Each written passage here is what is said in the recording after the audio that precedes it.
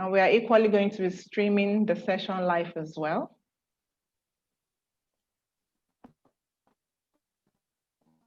One sec.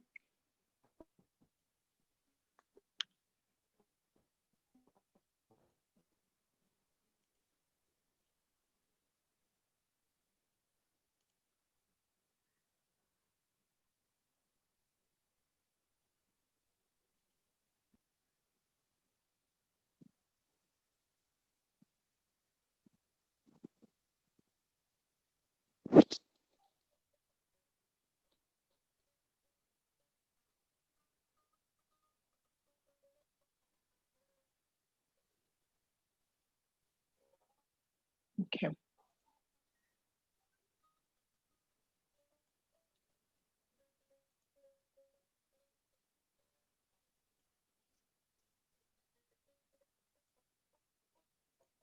Okay. All right, we just go ahead and start.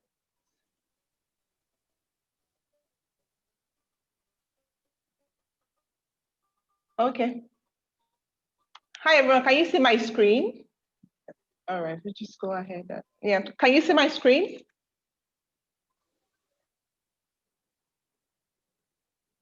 Can you still hear me? Can you see my screen? No, we can't see the screen yet. We can't see your screen. Can you see my screen? Okay, all right. No, we can't. Can you see my screen?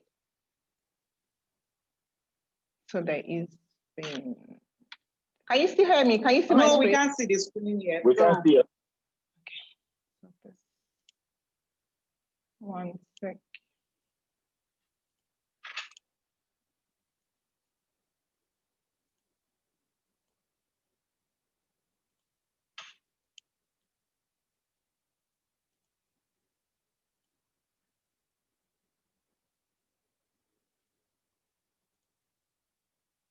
Can you see my screen now? Yes. Awesome. Okay. Thank you, everyone. Good afternoon and good morning to Enrique, who is joining us all the way from Arizona. And it's such a great delight to invite you to my HR Story 1 year anniversary live series. The book, My HR Story, which is a collection of amazing stories of 56 HR professionals in Nigeria, was put together last year and was unveiled on the 25th of January last year. So tomorrow is going to make it 1 year, but it's also important that we acknowledge and celebrate how far we have come, impacting lives in the last 1 year. There have been lots and lots of testimonies of how the book had impacted people's career, has impacted the decisions that they've made in their career. And today is just only to, one, be grateful for how far we have come. And at the same time, also look at what are the other opportunities for us for the next level. And we are so happy to have an amazing global personality join us today. So if you might ask me, what are you looking forward to achieve today? It's just to learn. Basically, the live series offers a platform where we learn having fun, hearing the stories of other people, because research has shown that when you tell stories, authentic stories, you connect more with people, people can relate more to stories, and storytelling is really powerful. It's a tool that evokes connection and emotion, and it's also a tool that spurs actions. So when you share a story with someone, that person can relate with it and they can remember it. I mean, we are in a world now where there's a lot of information out there. And one of the things that I've thought would help us retain more information is when we hear live lessons, career lessons, and from there we can also chart our own path. So welcome once again to our 8th edition, but it's also our 1 year anniversary. And today's celebration is not just about me, it's about the fact that a collection of HR professionals bought into the vision, 56 of us. We have some of them on the call today. Twins, my little stories in there. Taiwo, a couple of other people whose stories are in there. Thank you so much. I mean, we all made this happen. It's not just only putting our story out there, but also using our story as transformational tool for younger professionals. And today we would also hear from them as well. we've had a couple of reviews, which I've been posting on social media in terms of the impact that it has had in the life of younger ones. So today we are going to have another exciting learning time. Usually it's not about making presentation, but it's just about having that conversation, just talking. And it's not just what we've read somewhere, but sharing from our own individual experiences so that we can also help other people to learn from our experience. Today we will have Enrique join us shortly, where he's going to be talking about, you know, there's so many things that he's done. I mean, I particularly read his profile and I was wild, and I've seen a couple of things that he's done. But before we invite our speaker on virtual stage this afternoon, I'd like us to take us down the memory lane of when we unveiled my HR storybook on the 25th of January 2020. It's important for us to reflect and, you know, cast our minds back to that very beautiful day when this vision was unveiled. And afterwards, then we'll hear from our younger ones. We'll have someone who is a mentee here also join us and share his reviews with us. So sit back, relax, and let us learn. Quickly, I'll play a very short video on the day the book was launched. Thank you. Human resources profession has now been simplified for budding practitioners. A book that deploys the literary technique of storytelling with the basis of mentorship was unveiled in Lagos to enhance employability among the young population. Ola Awako. They are professionals from the human resources community. Their aim is to celebrate one of them who has just put pen to paper and produce a collection of stories that indirectly address some of the factors observed to be responsible for the prevalence of youth unemployment in Nigeria is lack of mentorship. This book has created beautiful concept across three various areas. The first is storytelling, the second is mentorship, and the third is co-creation and collaboration. What this does is chronicle the experience of HR professionals across various industries, across various career cadre, from mid-level to senior level. They have shared their authentic story, some at the mentorship gap for young ones. My HR Storybook by Lara Yeku, covering more than 50 compelling life stories by professionals in disciplines. Most of the people that wrote the stories in this book, I have the privilege of knowing them. And one of the things that resounds in it is about hard work, it's about tenacity, it's about failures, or what do you learn from your failures so that you can spring up. People say you have mentors so that you don't make mistakes. You may eventually make some mistakes, but how do you bounce back? Reading these people's stories, reading their mistakes, reading the challenges, and then reading their excellence, you know, you will see that it will guide us. The society also has to be more proactive, encouraging the more than 60% of the population to be self-productive. It gives you perspectives of other people who have been through that path, who have traveled that path, and how they've made a success of the profession. 160 pages of motivational storylines also touches on leadership, recruitment, training. Building a career in the human resources profession is made easy with this book, and the author believes it will enhance employability among many youth in Nigeria and beyond. Ola Awako, TVC News, Lagos. Thank you. So on this note, I'd like to call on a young professional, Damilare Babalola, to come and talk to us about from the mentee's angle, what does mentorship mean to him? And he's also read the book, to also share his review of the book as well.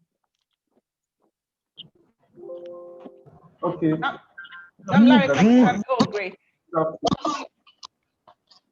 Yes, ma'am. Good Go afternoon, ahead. Coach Lara. Good afternoon, Enrique.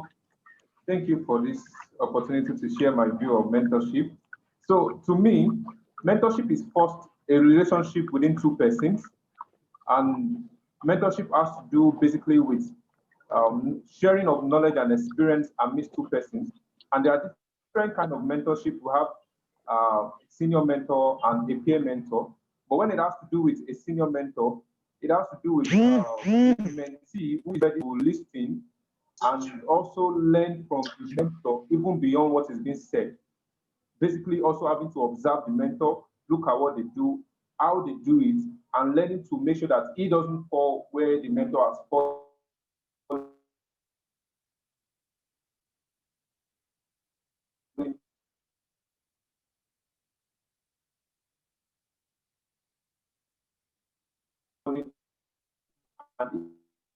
Sorry. Hi, Damilare. We can't hear you. Hello? Hello, Damilare.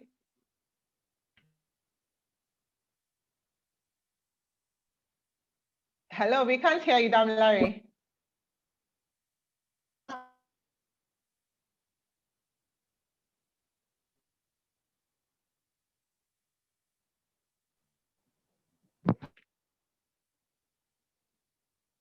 Hi, Damilare. Can you still hear me?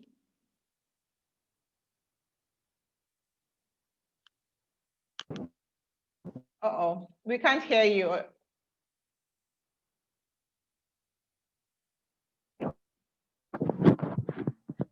Is it better now? Yes, a lot better. You lost it a bit, yes. Okay. Okay. So no, I'm using empty. Okay, so I said mentorship. So mentorship is a relation. It's a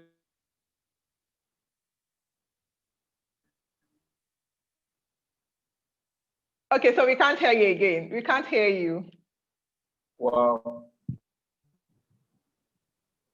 Wow, MTN Okay, it's better. day. It's better now.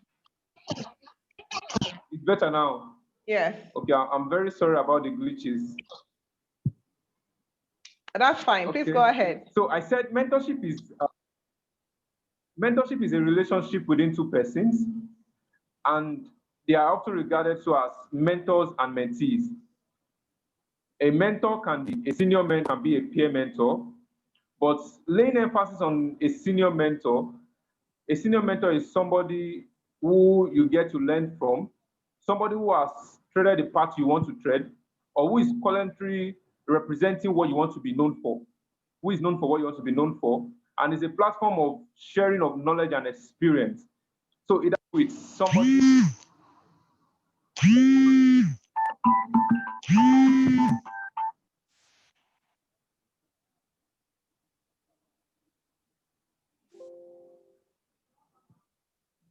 Okay.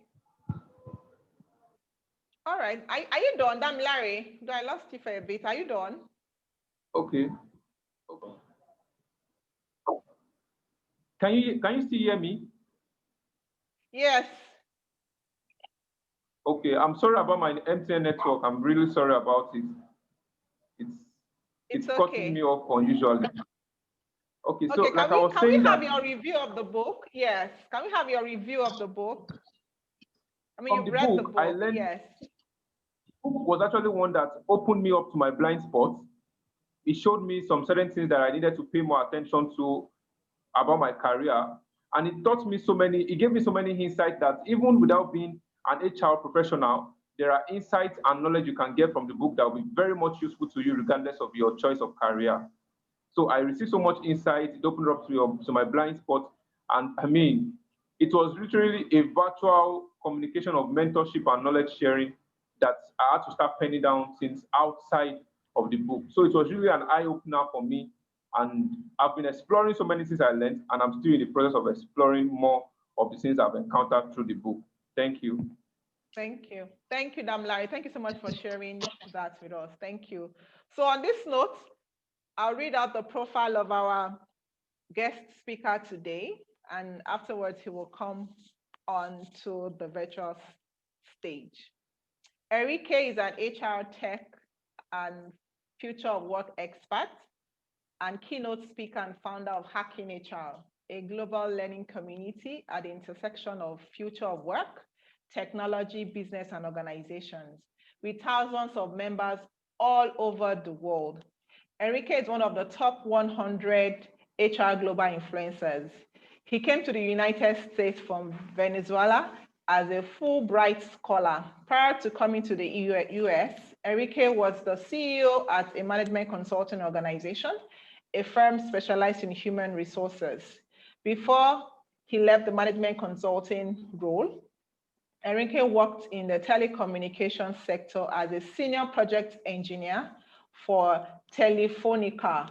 He is also the co-founder of Cotopaxi, a recruitment platform focused on Latin America and the Caribbean. Enrique is a guest author in several blogs, and he blogs a lot about innovation, management, and human resources. Most recently, Enrique worked as the advisor to the Chief Human Resources Officer at the Inter-American Development Bank.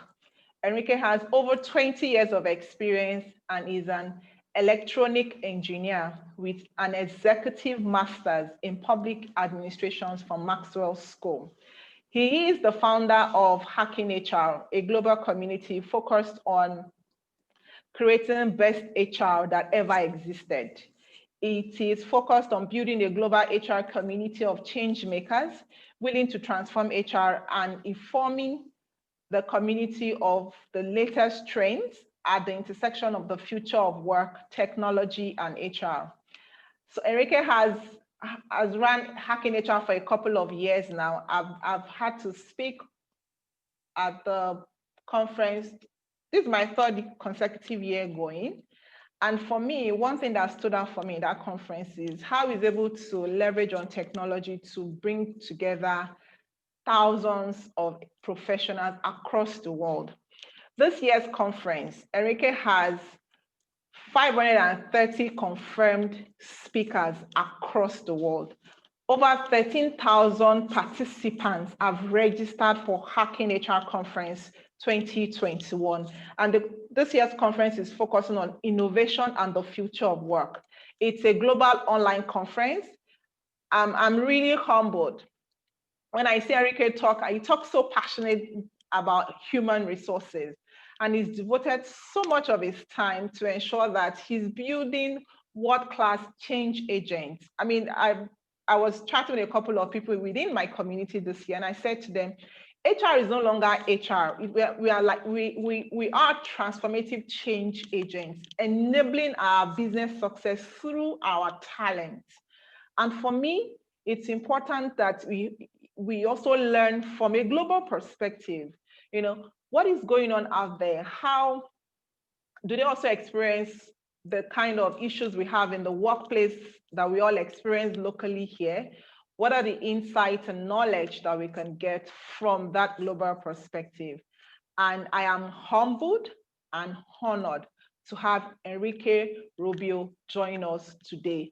It's 7 a.m. He's joining us all the way from Arizona. He had to wake up very early on a Sunday morning to be part of the community today with us, and we are really grateful for that. Enrique, can we have you on the virtual podium? Can we put our hands together? Hi. Can we Hi see there. you? Yes. Oh, Hi. Great. Hi, Lara. How are you? Very, very well. Glad to see you. Glad to have you join us. So, Enrique, the floor is yours. Typically, it's a live session. People are going to be asking you questions. And I'll be reading out the questions from the questions that they post in the chat box. But I'd like to hear a bit of your career journey. How has it been? I mean, you've had to move countries, you've had to change career. I mean, transitioning from engineering to human resources. So it would be nice to hear your story in within just 5-10 minutes. Just walk us through your career journey. How's it been for you? Yeah. Well, Lara, thank you so much for inviting me. And hello, everybody. It's good to meet you all online. And I hope you are all, of course, staying well and safe, which is, I guess, the most important thing these days. Our personal and our family safety and health. So good to be here, sharing some ideas, some thoughts with you about HR and what I consider to be our incredible future if we seize the opportunities. Just quickly about my career, I started my work as an electronic engineer. So I'm an engineer, and I worked many years in the telecommunications sector, and it was a fantastic experience, to be honest. I think that one of the most valuable things that has worked the best for me is being an engineer in HR. And I don't mean to say that just because being an engineer makes me a better HR person. I mean to say that by because doing something else and then moving into HR makes you a better HR professional. There's no doubt about that. The same thing works the other way around. If you are an engineer that works in HR and then comes back to engineering, you're gonna be a much better engineer than if you had just stayed doing the same thing forever, basically. So I'm an engineer.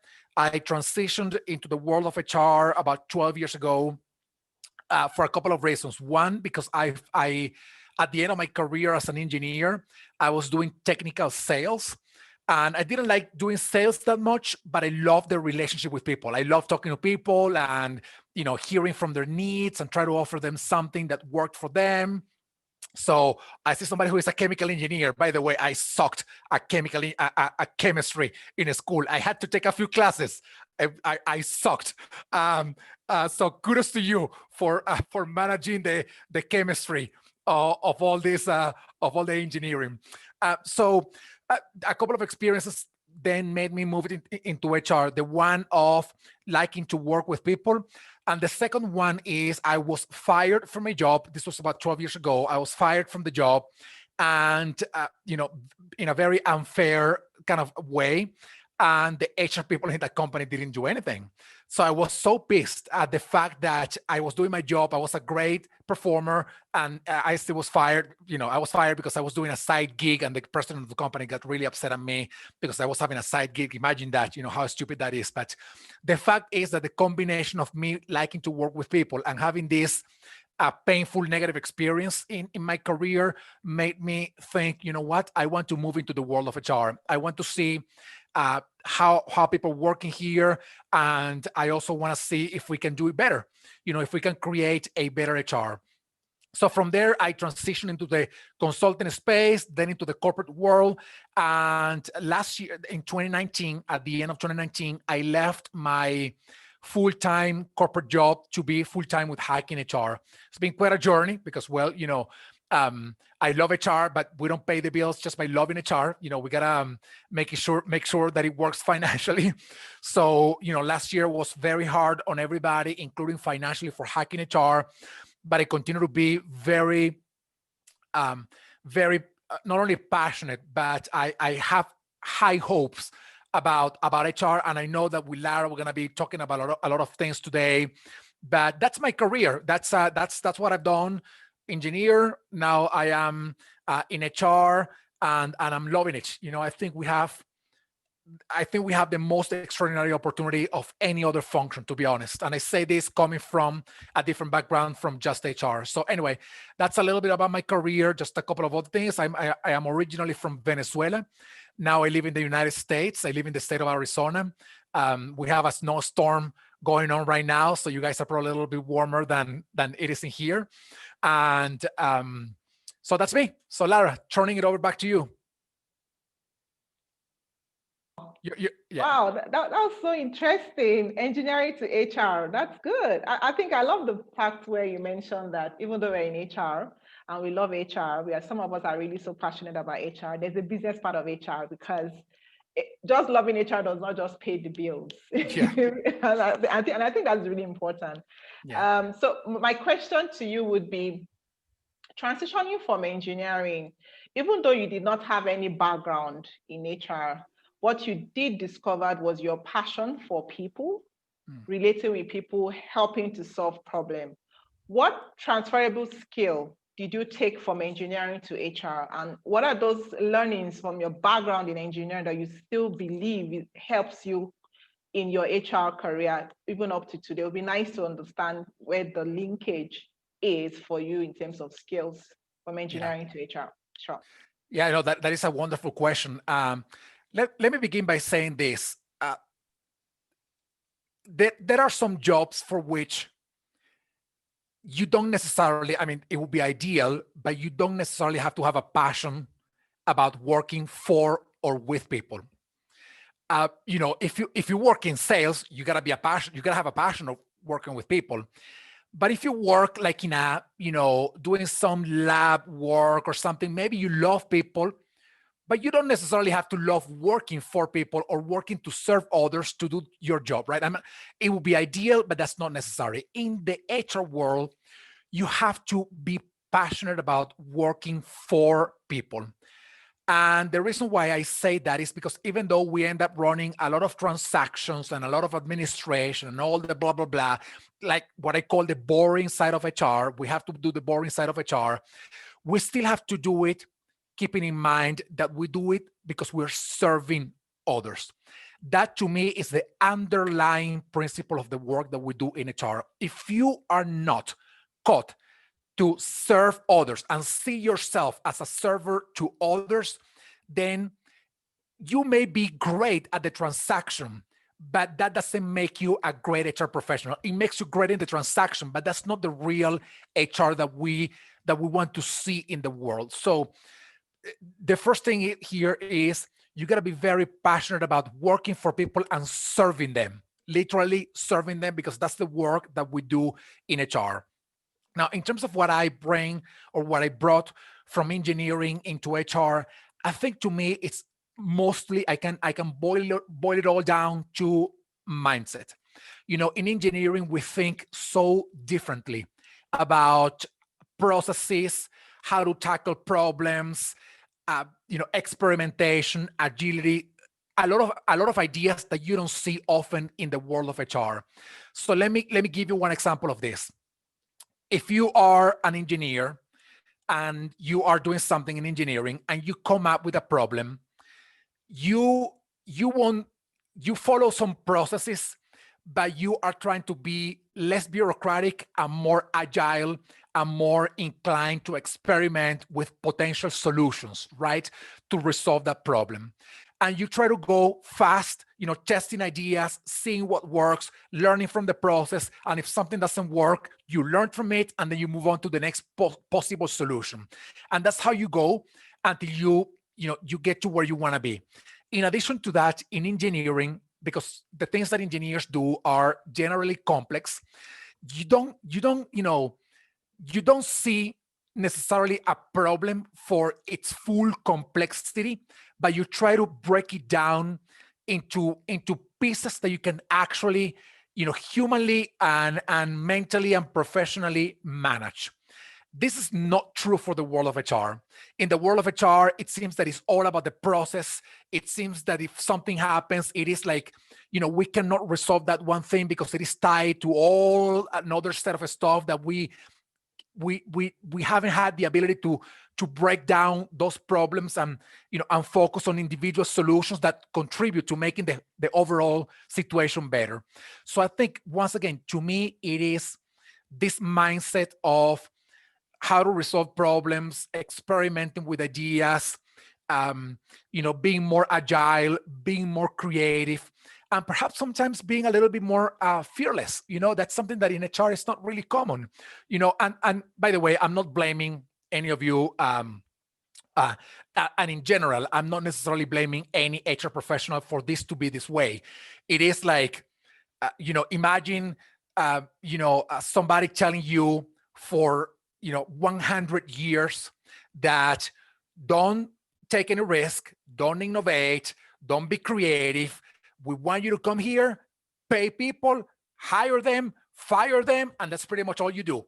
and then they tell you that for 100 years. And then one day, out of the blue, they're telling you, oh, Enrique, now you have to be creative. Now you have to innovate. Now you got to take risk. Now you got to be creative. After 100 years telling you not to do those things.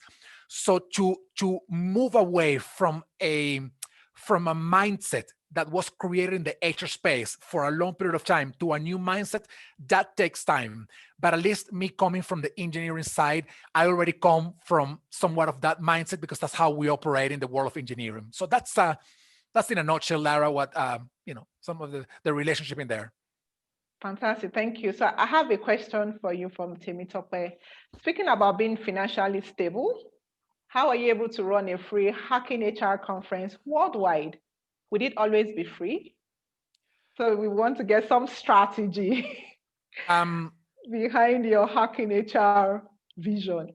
Yeah, this is what I believe in, and I wish you were able to see inside my head to know that I'm telling you that I'm genuinely telling you what I believe. I've been to many conferences where I've had to pay to register for the conference. So the conference is making money out of the sponsors. The conference is making money out of paying people. And generally, at least before COVID, 99.9% of all the conferences were in person, meaning that you also had to pay to go there.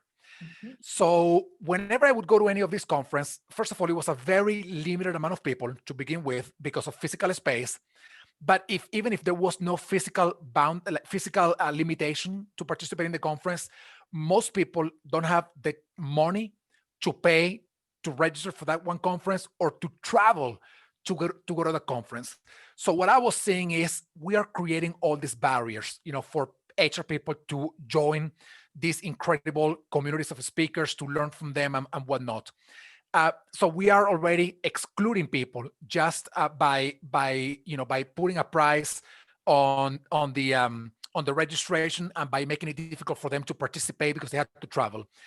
So that's one piece. And the other piece is that whenever I would go to a conference, I would generally see always kind of the same people, right? It is like, wait a second, I saw you in the conference 3 months ago, and then the next one is like, I saw you in the conference last year. So it's the same people all the time. And I was thinking when I put the first big conference, we do like about 150 events every year. Our big conference, we're doing it in March. We did the first big one in March of last year.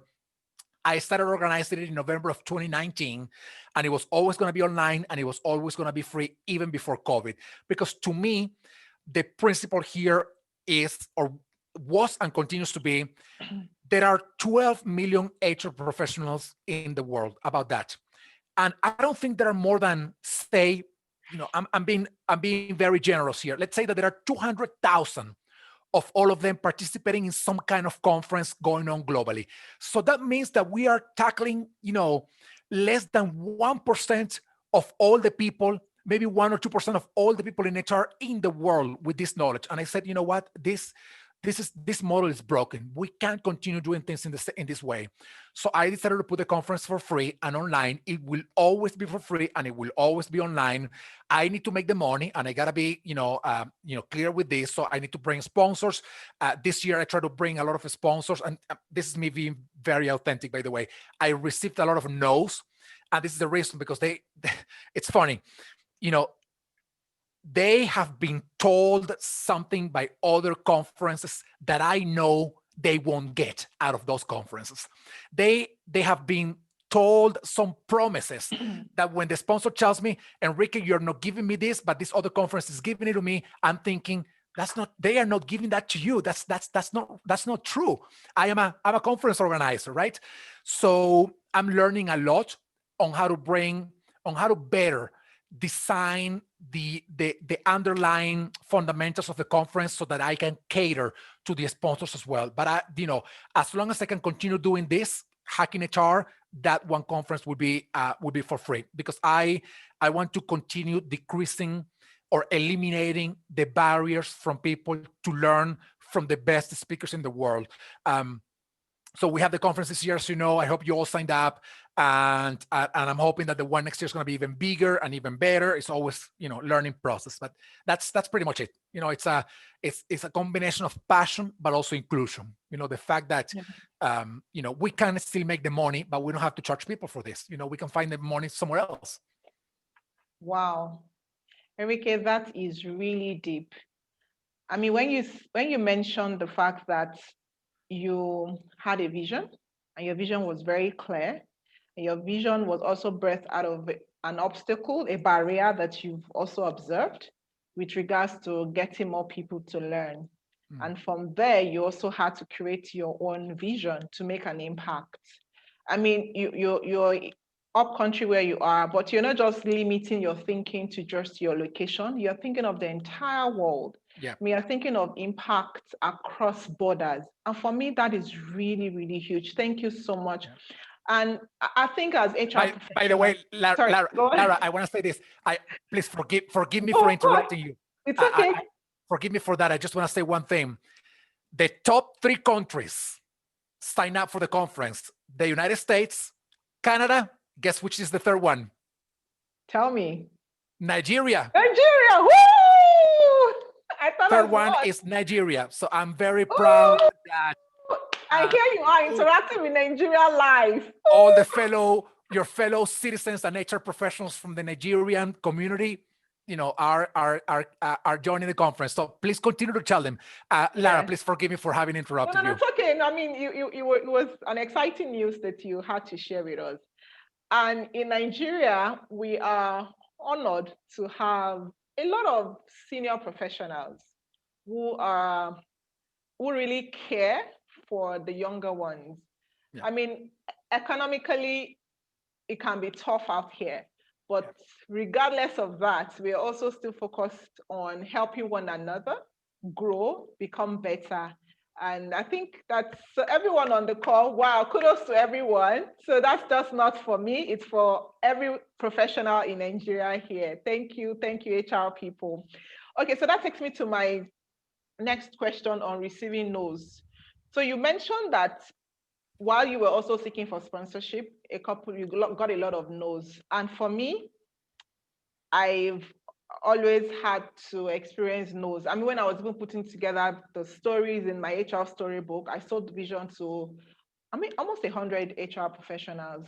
56 people came back, so which meant I got about 50% no's. People came back and said, no, I'm too busy. I don't have time for this. What is this all about? But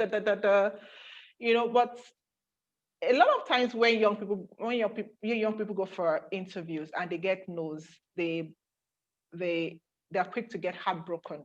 Yeah. And even we as HR professionals, sometimes you have ideas that can move your business forward, and you share it with your stakeholders or with management, and then they tell you, no, this would not work. Yeah. So how did you help yourself anytime you get no? How are you able to motivate yourself regardless of that obstruction with the request that you've made out? Because as humans, once you get no, it can be very demotivating. Yeah. So how are you able to motivate yourself when you receive no's? Let me begin by sharing this true story. For the conference that we have this March, coming up in 6 weeks, we have a little over 500 speakers confirmed. Can anybody guess how many people I actually invited to speak at the conference? Just put a number in the chat. Just take a guess. Guys, put a number in the chat. Just guess. Invited to speak at the conference. Just put out any number that comes to mind. Oh, come on, no, it can be 20. If I have already 500. 1,002. Oh my. Okay.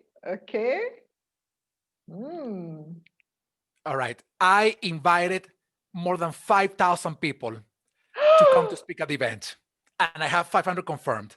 More than 5,000 people. That is, imagine if it takes me only 1 minute inviting one person, which is not true because I have to first screen them and see that they meet the qualifications that we want for the event. That is at least 5,000 minutes dedicated only to sending out emails or messages and whatnot. I have 500 confirmed. If I have gotten all yeses, I would have 5,000 speakers at the event, but I don't have 5,000 speakers at the event. I got a lot of, I got a lot of no's. I got a lot of no responses. And sometimes the people that don't respond, they miss the email, or my email went to spam, or they didn't see the message, and it's okay.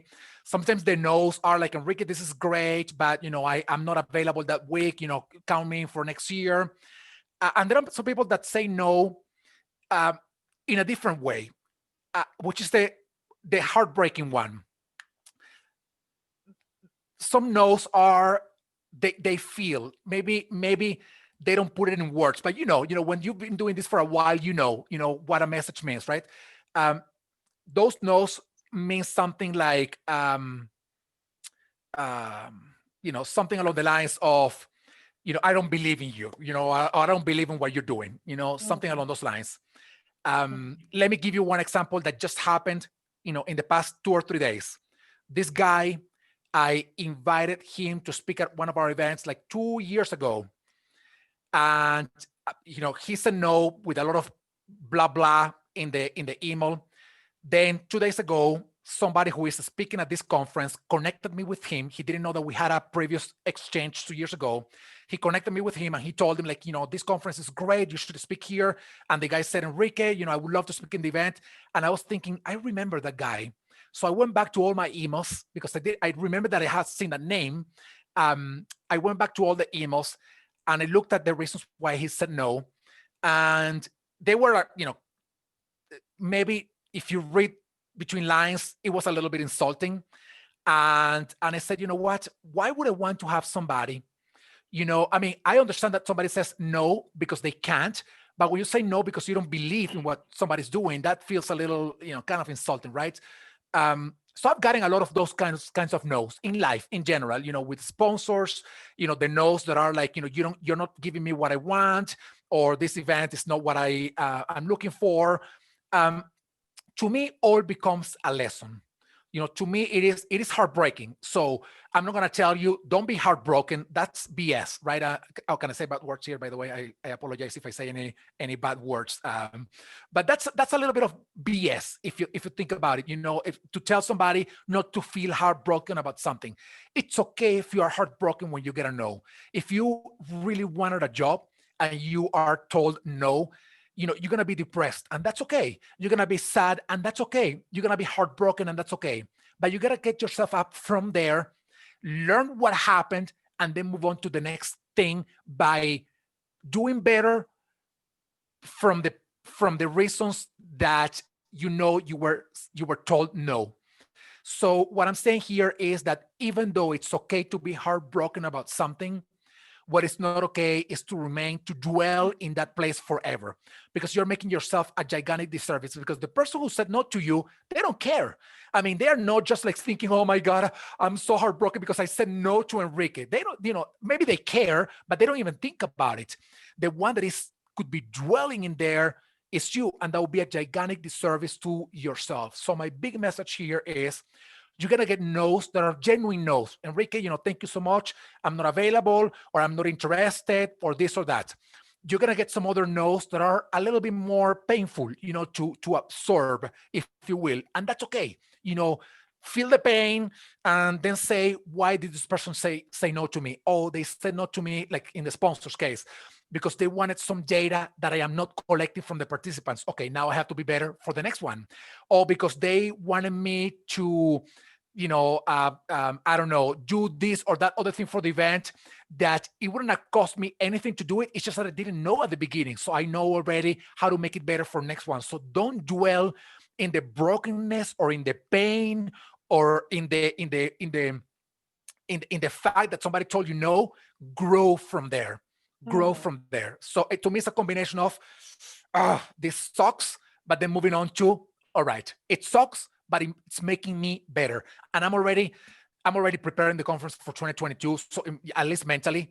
And what happens is that as I get all these no's from speakers and sponsors, mentally, I'm already creating all the all the structure to respond to those no's, and then go back to them and say, at least for the sponsors, and go back to them and say, hey, do you remember when I told you to be a sponsor last year and you said no for this? I already fixed it and made it way better so that you become a sponsor. So anyway, that's a little bit in there. Wow, Enrique, that is so powerful. We have a couple of comments here. Temitope says, wow, about 10% acceptance. Lesson for me, never allow multiple rejections make you lose your focus. Yeah. Bukola also states, no's can be heartbreaking, but it makes me more determined to get it done. That is switching it all over. Thank you, Bukola. What is meant for me will be just focus. Great lesson. Thank you so much. We have Emmanuel Michael. I think he's also been a multi-year speaker on the Hacking HR. Yeah, good friend. platform. I don't see him there. Hey, He's here. EM is here. And Yemi too. Yemi is somewhere there. Yes. EM. Enrique would like you to say hi. Okay. EM, can you hear us? Yeah, I can hear. Oh, great. Hello. Hi, Enrique. How are you doing? How are you, my friend? Good to see you. I'm good. Good to see. Oh, you're breaking up a little bit there. Yes. Thank you, EM, for taking out some time. Thank you. Okay, so we have a question from Michael Imomo. It reads, have you ever doubted or dwindled in your passion or love for HR, and how did you rekindle it? Oh, yeah. Like every day it happens to me at least one time a day. It happens, it happens. And, sometimes I think, boy, I should have stayed in engineering. But then it happens, it is like, it's okay, to be in that place of I don't want to say that it's okay, and by telling you that, okay, go there, but it's natural, it's human to be in that place of hesitation and doubt, and sometimes self-doubt, and even borderline with self-deprecation. Sometimes it is like, oh man, you know what, I'm not good enough to do this. I'm like, like that's that. I'm like, I really suck at doing this, right? And that's thinking, doesn't come every day, but it comes, and sometimes I manage it pretty quickly. Sometimes it takes me a little bit more time because of something may have happened. But to me, it's always like when what I try to bring back to my mind is the end goal of what I'm trying to do. When I think about myself, I'm not trying to be a millionaire. What I'm trying to do is to leave a legacy, right? And the day that I am not here anymore, I don't want people to say, when Enrique died, he had all this money in the bank account. I want people to say, when Enrique died, he worked for 40 years to create a better HR, and this is how much better we are because of the work that he did. So to me, it's more about the impact and the legacy, and that's because that milepost is always moving. The more you do, the further it gets, because you want to even do it better than before. That keeps me really inspired when I go through moments of self-doubt and self-deprecation or hesitation. So it's human to be in a place like that. It's human to be feeling something along those lines. What would suck, and again, as I said before, what doesn't really work is for you to stay there, right? It is for you to to be in that place all the time. You got to move on from there. I know there are people who take a little bit more time to move out from there. Sometimes they cannot do it by themselves. And if that's your case, if you are in a place of pain, if you're in a place of self-doubt, hesitation, and you cannot find the way out, look for a friend, look for your community of support. I want to share this story with you with, it's a fable from one of my favorite shows. I don't know if you've seen it. It's called The West Wing. It's a show from like 20 years ago. So the story goes like this, there's a guy walking on the street and he falls down a big hole. The guy tries to get out of the hole and he can't. So he starts yelling, help me, help me, help me. So there's a doctor passing by and he hears the guy, and the doctor writes a prescription and throws it into the hole. And the guy's like, well, this is not good enough, and continues yelling, help me, help me, help me. There's a priest going by and he writes down a prayer and throws it into the hole. And the guy says, well, this is not really help me. Help me, help me, help me. So there's a friend coming by and he hears the guy, sees him down the hall, and he jumps in the hole. And the guy that was in the hole before says, like, are you stupid? What are you doing here? How are you going to help me out? The other guy says, yeah, I've been here before and I know the way out. So what I'm saying is that there are people who have been in a hole in a time of hesitation or depression or pain or brokenness, like we all have. And some of them have gotten out of it either by themselves or with the help of others. But if you can't get out of that hole by yourself, just look for that friend, look for that community of support, and they will pull you out either by jumping in and getting you out, or by just like throwing a rope and, pulling you out of that hole. But, rely on your community of support. That's really important. Wow. And that is so powerful. I mean, as you were sharing that story, I just remembered the vision behind my HR storybook, which is us putting out our own stories. I mean, our high moments, our low moments, our struggles, our challenges, and just to help other people come out of that hole, just in case they might be in that hole experiencing some form of obstruction or challenge. And that is really powerful. I think that community of support really goes a long way. Yeah. Lara, and I wanna add something, and I know it's among the questions that you sent me. Sure. You one of the questions that you had sent me was, what is the best HR that you dream about, right? Or, something along those lines. Absolutely. And what I think about is an HR that is capable of doing the job while at the same time looking for those that are in the hole, that are either screaming for help or they're just quiet, sitting on the hole, having given up on themselves. Imagine that. Imagine walking down a road where you have all these holes and there are people yelling, screaming for help, and you help them because you're passionate about people. But there are people down the hole and they're just sitting down in there and they just gave up on themselves. They are like, I'm never going to get out of this. They are depressed or frustrated, or they don't think that they will ever progress professionally because they don't get the promotion or the job they want or whatever it is. So as HR professionals, we got to be that friend that is not only jumping into the hole and helping people out or just throwing the rope and helping them out, but at the same time, we have to be very aware of the ones that are not screaming for help, but they still are down the hole. And those are the harder ones to see, right? Because we don't necessarily know. But if you talk to people, if you build human relationships at work beyond the specifics of your job and the specifics of the transactions that you're doing, if you build those human relationships by talking to people, you will know, you will get to understand, like, you know what, this person sounds like it's going through something hard. So maybe I'm gonna need to offer a little bit of extra rope in here, to provide more support to this person. That to me is a truly ideal HR.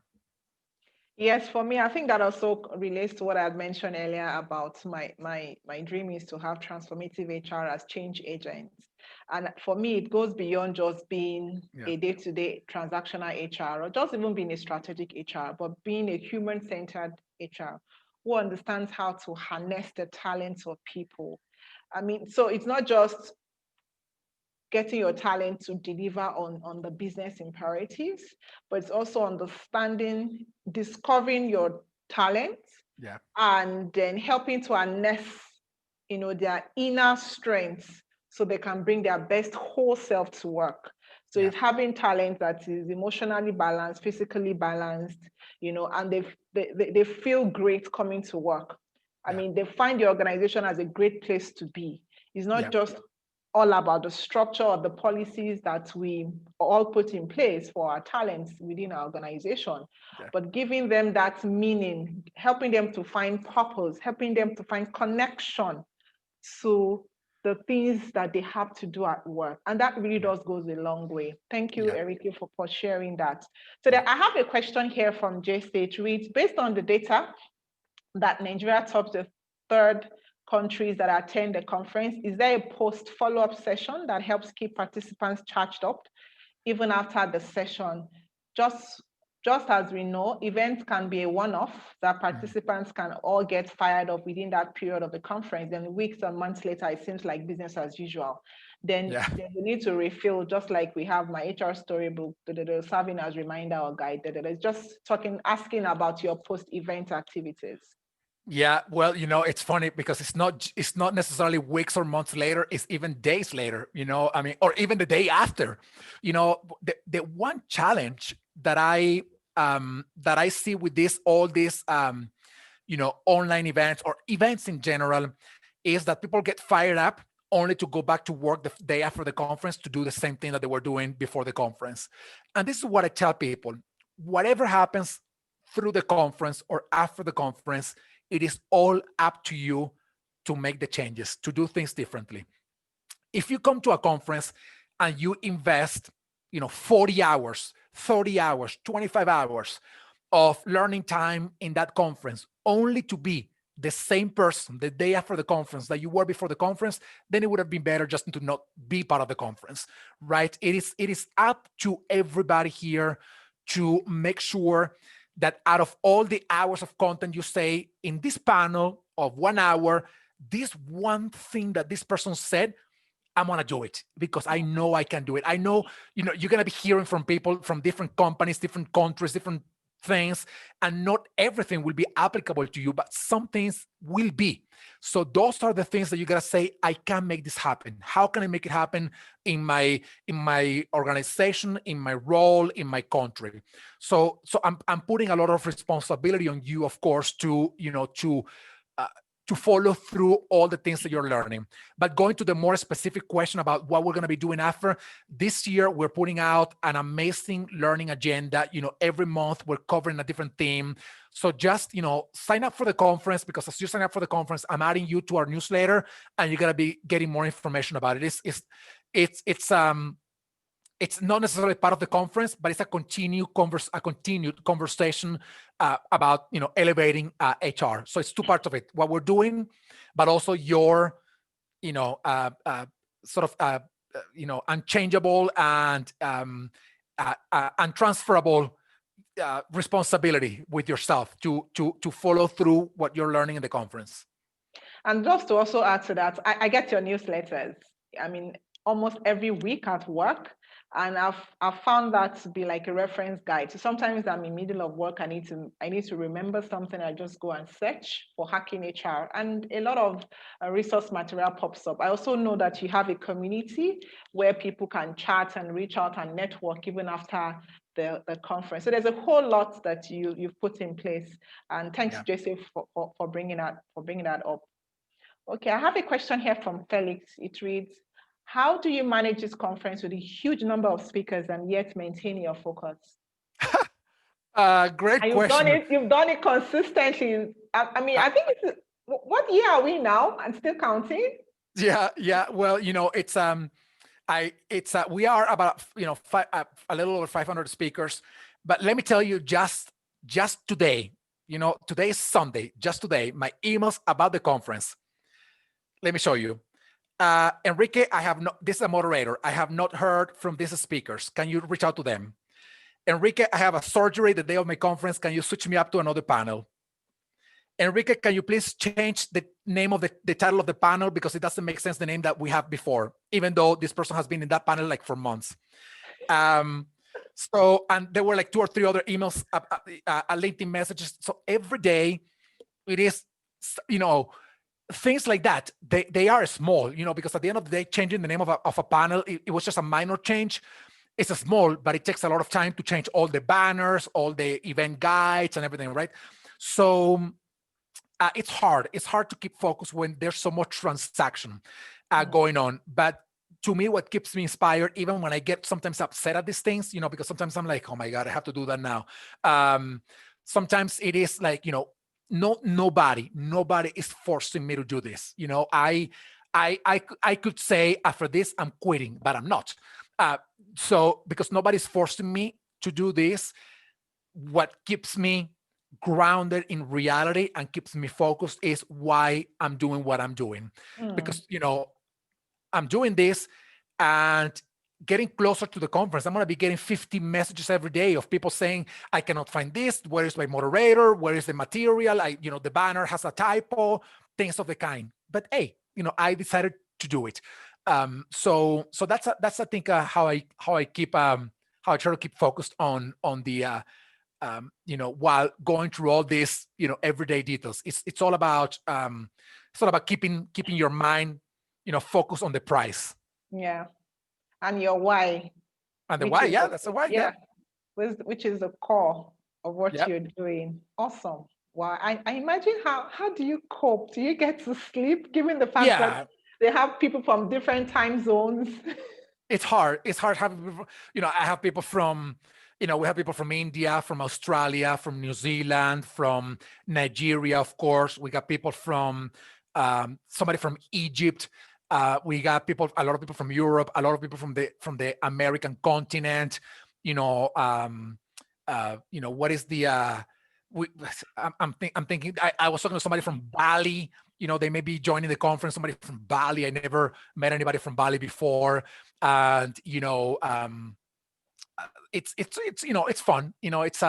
It's fun, and I get to talk to all these people, and I get to learn so much. It is just wonderful how similar we are. Like we live in different countries, our native languages are different. Our religions, but we are so similar at the end of the day. It's just fascinating to see that we are just a bunch of humans just trying to learn and progress, right? I mean, it's just beautiful, to be honest. Yeah. Okay. I have one question here. What is your dream for HR 20 years from now?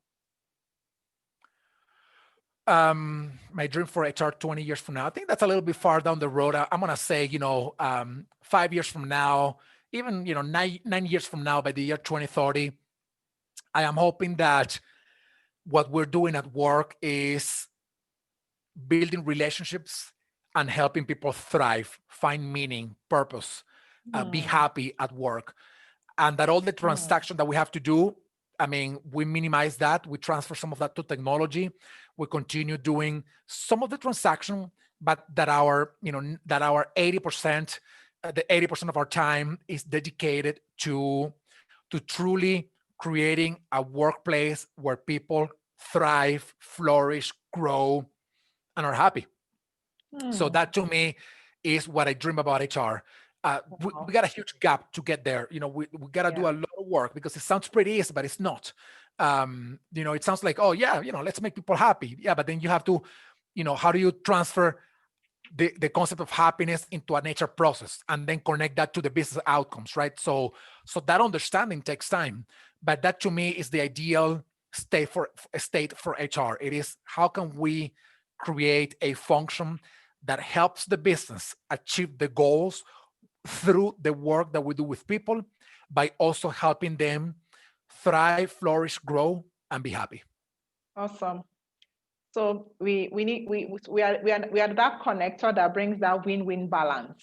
Yep. The organization and of course the people, ensuring that they are their optimal best at all time, at the same time delivering on the business objectives and KPIs. Awesome, fantastic. What's funny, Lara, is that for too long we disconnected human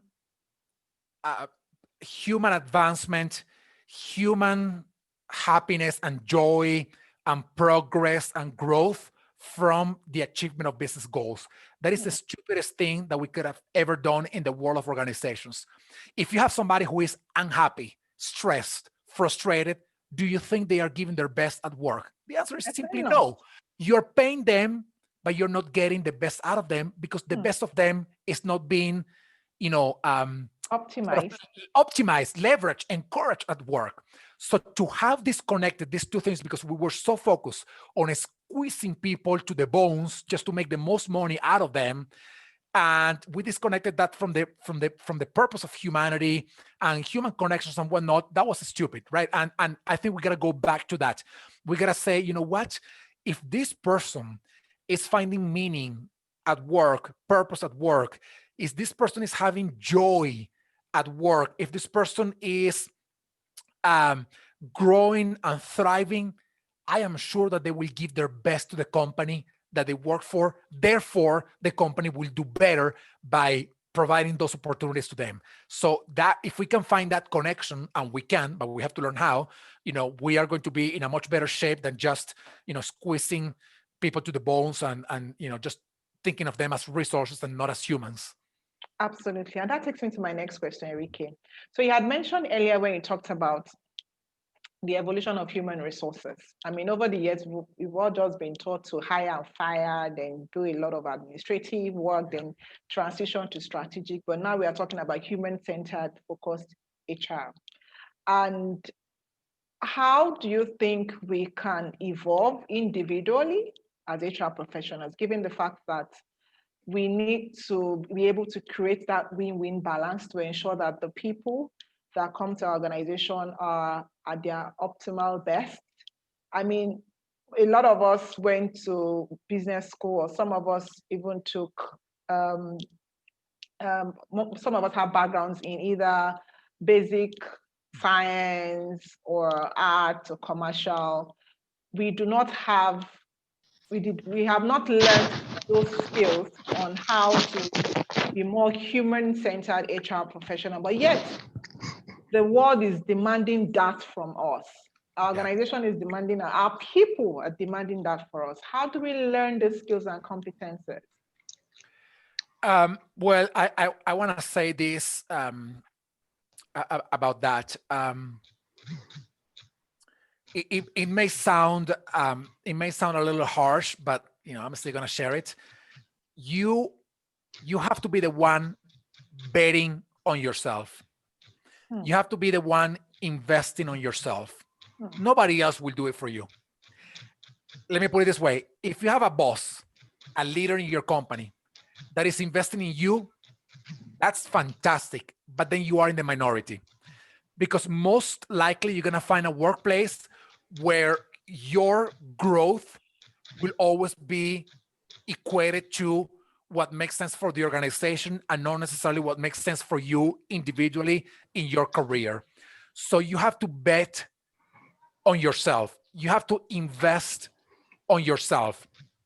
And what I mean by that is you gotta own your career progression, and you gotta find the ways to continue to learn beyond work. People talk about stability. People talk about stability at work these days. There is no stability in work anymore. Look at what happened last year. I think it was something along the lines of 10%. I think it's actually more. I think the World Economic Forum posted the number. I can't remember if it was 10% or something along those lines of the entire global workforce lost their jobs after COVID. So there's no stability anymore at job. Now, your best approach to stability now comes with a concept that I call employability. And your employability is how employable you are for a company, right? So what I'm suggesting here is that you do as much as possible to own your own career, to own your own progression, to invest in yourself, sit on the driver's seat. Make sure that if your company is not investing in you, well, that's part of the brokenness that I was talking about before. It sucks that they are not investing in you, but you cannot be just, staying stagnant because they are not investing in you. You have to invest in yourself, because if tomorrow, and this is very harsh, because if tomorrow they fire you and you try to find another job, you will never be able to say to another company, I didn't grow professionally because the company that I worked before didn't invest in me. You won't be able to say that. So as a nature professional, you will learn on the job, of course. Hopefully your company is giving you opportunities for growth. But at the same time, my main message here is own your career progression. And in this day and age, there really isn't an excuse not to learn. Let me give you an example of that. Do you want to learn about people analytics, for example? You don't have to pay $1,000 for a course. I mean, you may want to do if you have the money, but if you don't have the money, you go to YouTube, you go to LinkedIn, you go to the Hacking HR conference, and then you get all these resources for free that can give you the idea on how to do this. If you want to learn about diversity, inclusion, equity, and analytics in that space, you get a ton of resources to be able to do that. So there's no excuse not to learn today. Anyway, my main message here is your professional growth, in my view, fully depends on you. And there are several opportunities out there that you can find for your own growth. So really sit in the driver's seat. Time for excuses, that's over. That's the past. Now is the time for action. It's the time for self-driven learning and for you to really, really, really invest in yourself. Wow. I mean, you said it all. It's time for us to take ownership of our career. It's no longer waiting for your organization to set your developmental plan for yourself.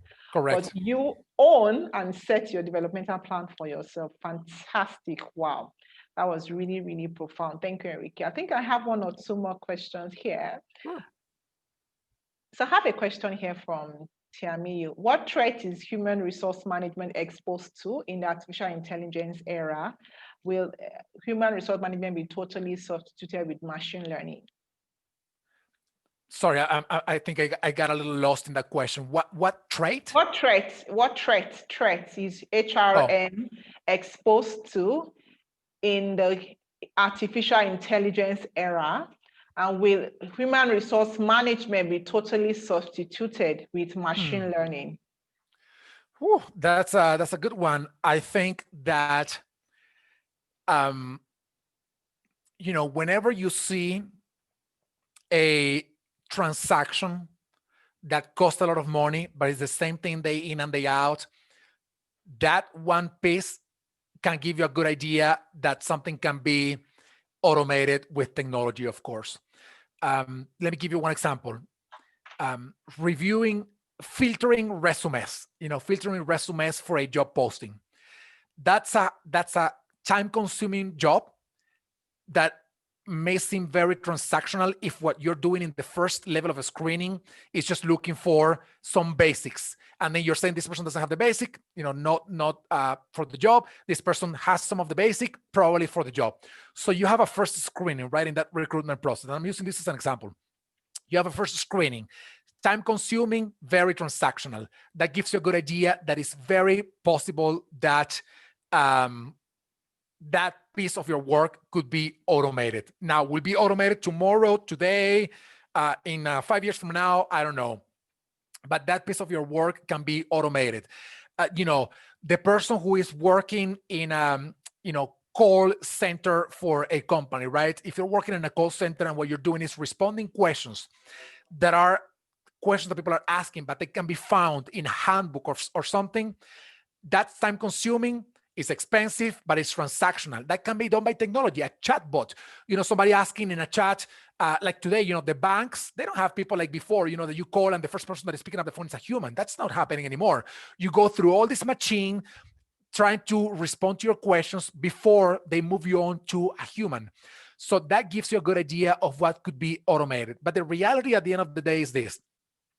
There will be jobs that will be fully replaced by technology.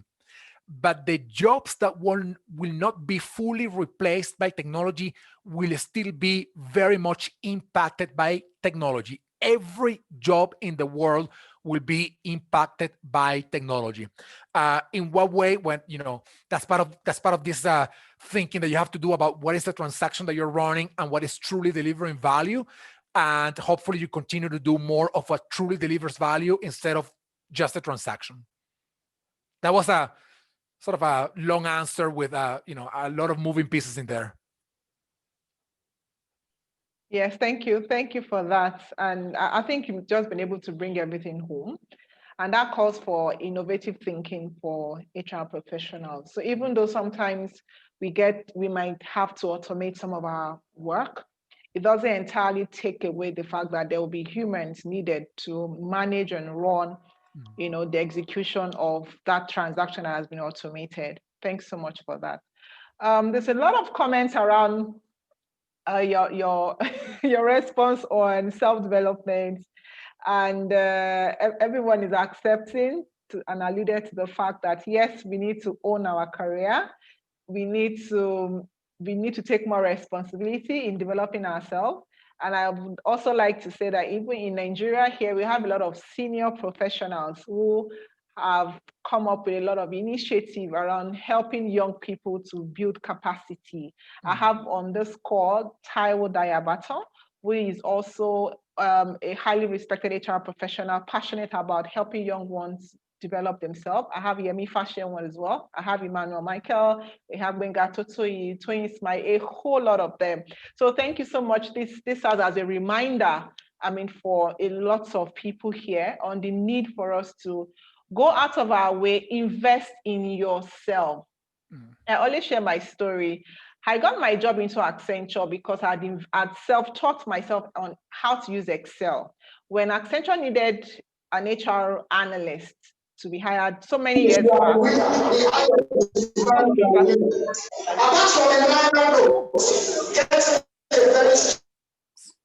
okay, sorry about that interference. Yes.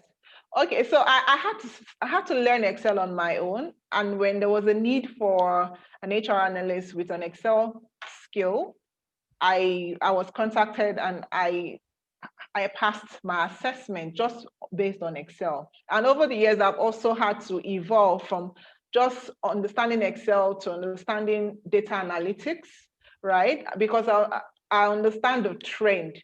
So my point is, as you're developing new skills, understand the trends, understand the time. So whatever you're developing is in alignment with what is in the trend currently.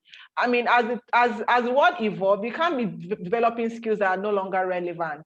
So you need to do your research, and you also need to be aware of current trends, even within your organization. Where is your organization going the next 2, 3, 4, 5 years? Begin to position yourself by learning skills that will make you relevant to that organization in the future. Thank you so much, Enrique. That is correct. Any one or two more questions? Okay. And to also talk about how we are working in Nigeria to build a capacity knowledge environment. We have with us the CEO of our Human Resource Institute, CIPM, right in the midst of us, who is also really passionate about helping young ones and even professionals, to develop.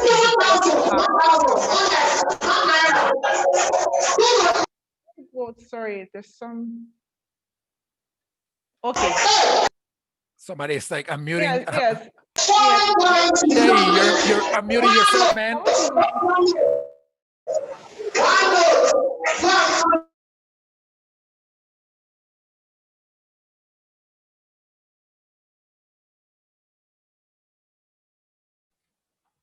I think that now is better.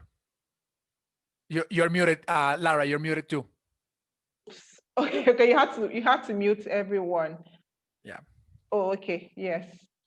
Okay. Sorry about that. Yes, I was talking about our institute in Nigeria, which focused on helping human resource professionals to build capacity, called CIPM. It's a great institute that also encourages human resource professionals to be top-notch global professionals. So in that institute, we learn a lot around the right capability that we need to have, the right knowledge that we need to have. Is our Apex Institute for Human Resource Professionals in Nigeria. And we have in our midst our CEO, Ms. Busola Lofe, who is really so passionate around ensuring that HR professionals were equipped to stay relevant for the future. I mean, when we talk about the future starts from now. So there's a whole lot that is going on within Nigeria here. And I'm happy that that is also being reflected in your conference as having Nigerians as the third highest participants to register for your conference. It talks about our nature and our behavior and the fact that we all yearn to learn in Nigeria. And we are so happy, we are so grateful to have you also spend some time on a Sunday morning from your location to equally come and share with us here. Thank you so much. Okay. By the way, I know a couple of things about Nigeria. Okay, tell me. When we did the first event in Nigeria, which may have been a couple of years ago, I learned two things that were very mind-blowing. The first one is, or very interesting actually. The first one is, and this was pre-COVID, by the way. I don't know how COVID is impacting this, but this was pre-COVID, that by the year 2030, it was expected that Nigeria was going to be the 21st global economy and I think the first one in the African continent with something in the trillions of dollars in GDP.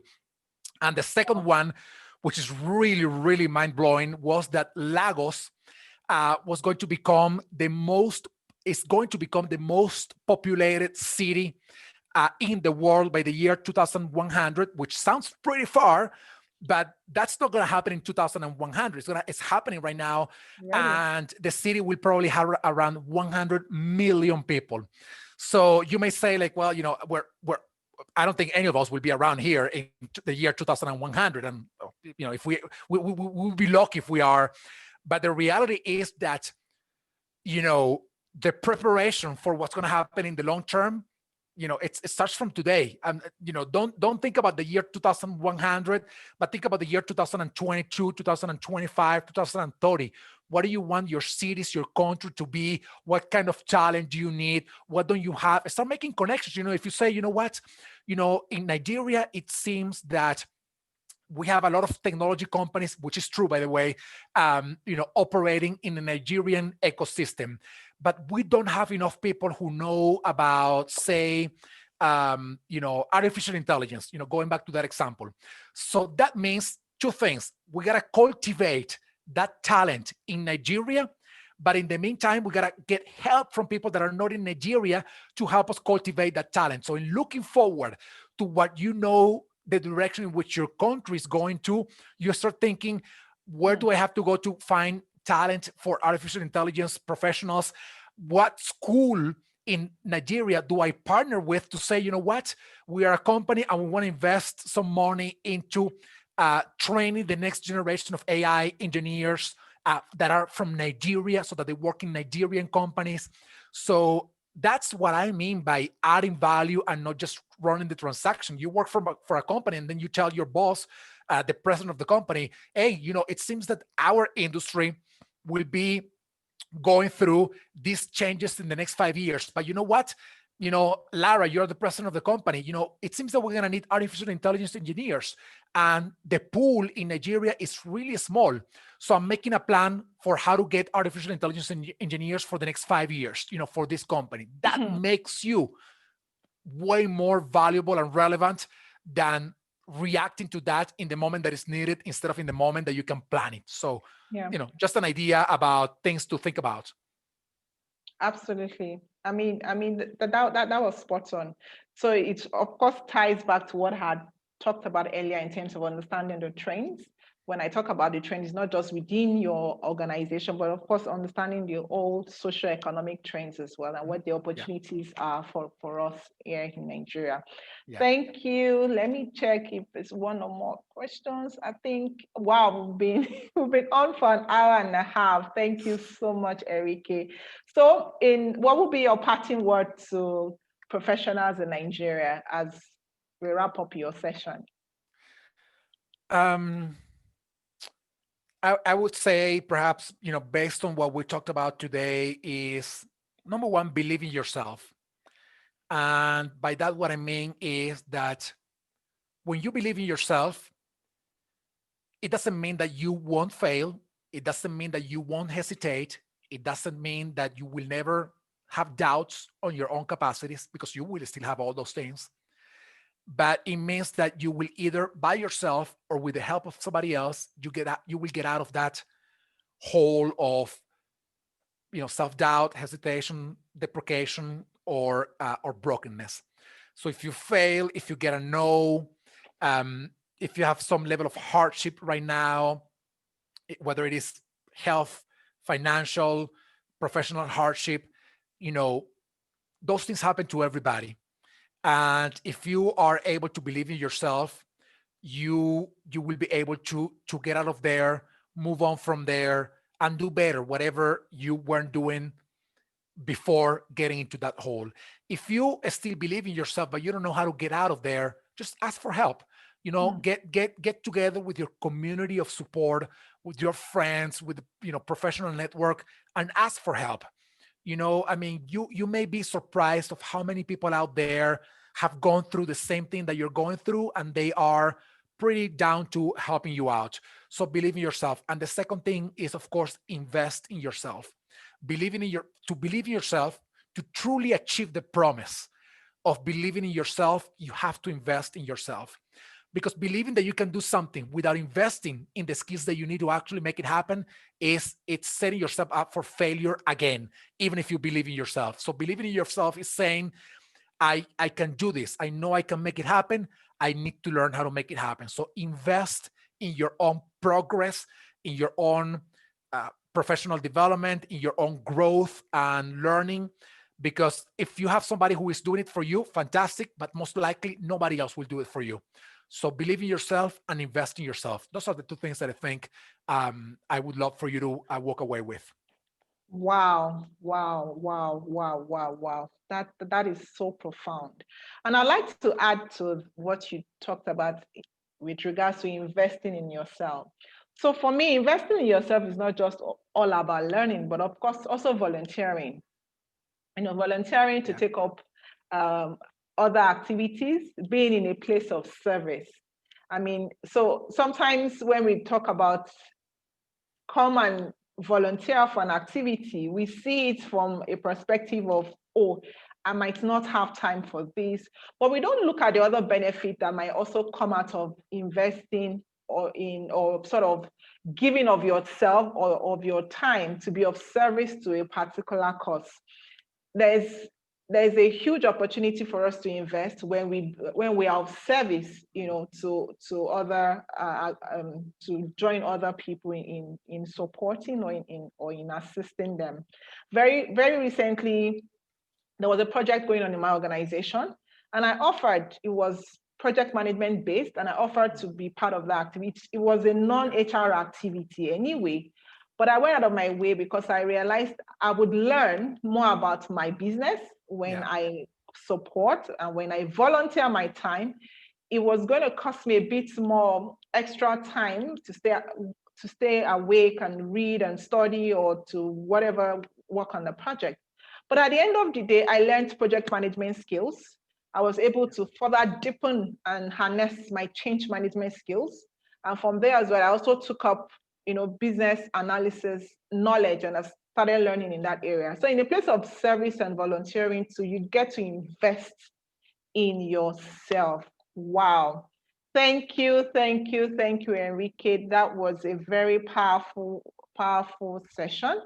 To wrap this up, we have just two more activities. One is we are celebrating our 1-year anniversary for my HR storybook. Like I'd mentioned earlier, it's not just about me, but it's about the entire 56 HR professionals that have put together their story out there to impact the world. So we have like a very short video.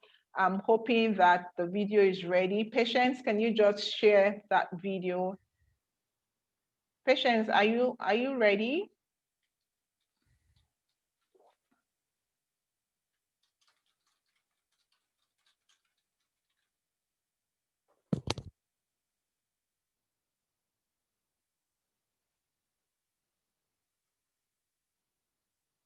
Patience, are you on the call? Can you hear me?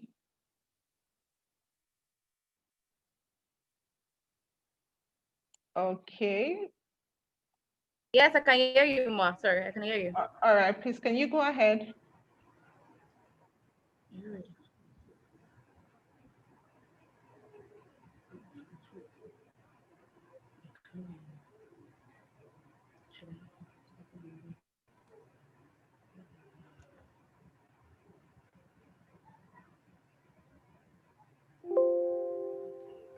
Okay. Hi, Patience. I'm coming, Ma. Sorry. Okay, so basically it's also just to acknowledge the other professionals that have shared their stories in the book.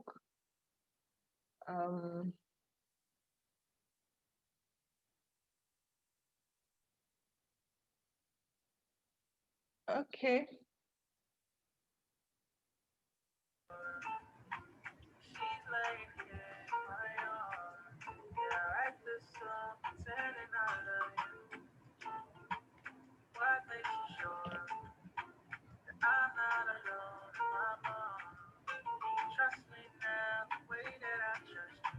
Some of them are on the call today. Some of them are not here. We celebrate every one of them.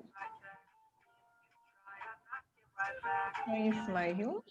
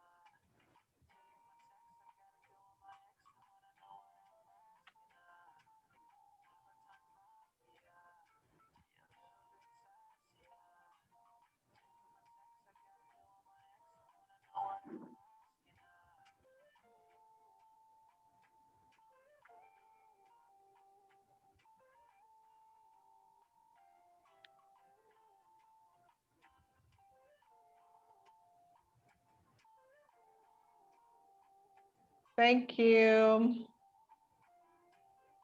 Thank you, thank you. Thank you so much, Patience, for that. Thank you, everyone. Thank you. On that note, we would like to wrap up today's session.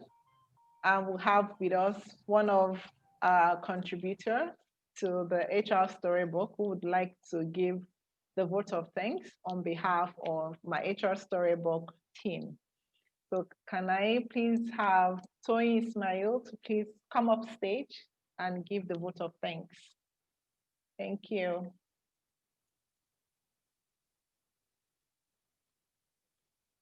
Toyin Ismail, are you there?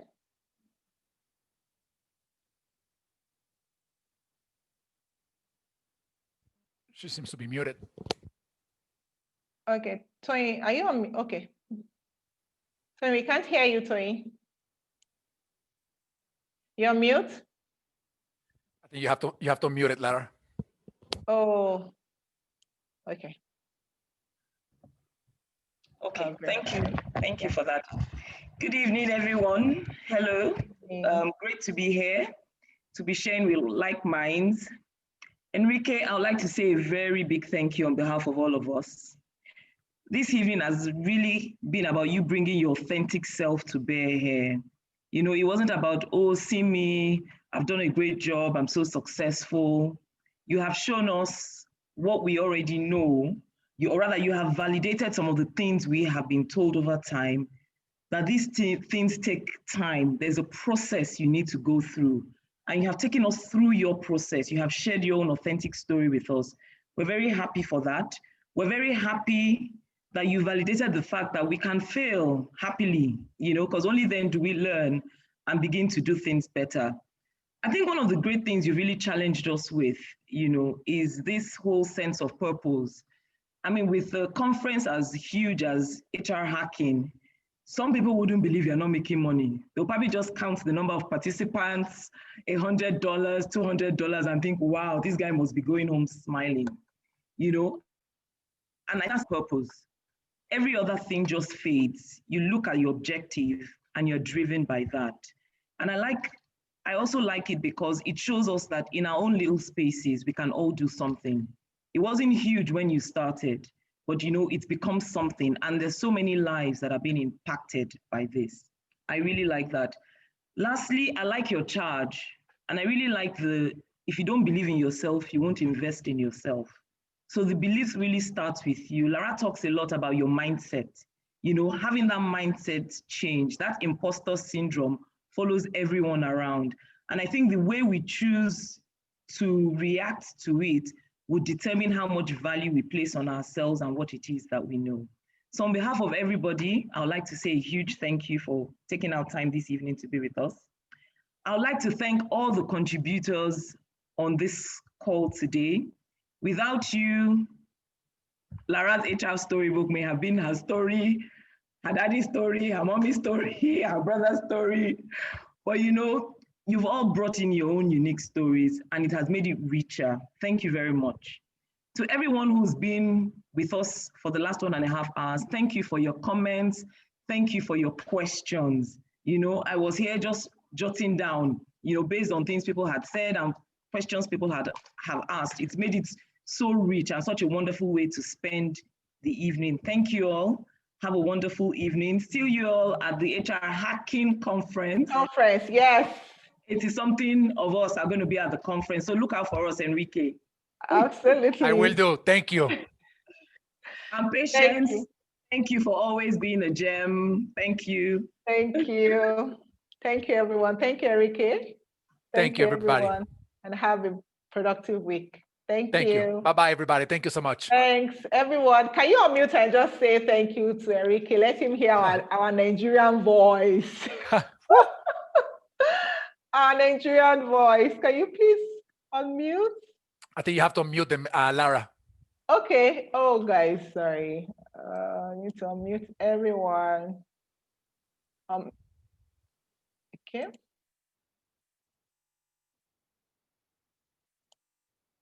Yes, guys. So please unmute yourself. Thank you so Thank much. you, Enrique. Thank you, Lara. Thank you, Thank Coach you. Lara. It was Enrique, awesome thank you, session. Coach Thank Lara. you. Quite an inspiring one. Pleasure Thank being you. here. Thank you. Thank And then you. young voice. Enrique, Thank you so much. Bye. you. Thank you. Thank you, everyone. Thank you and bye.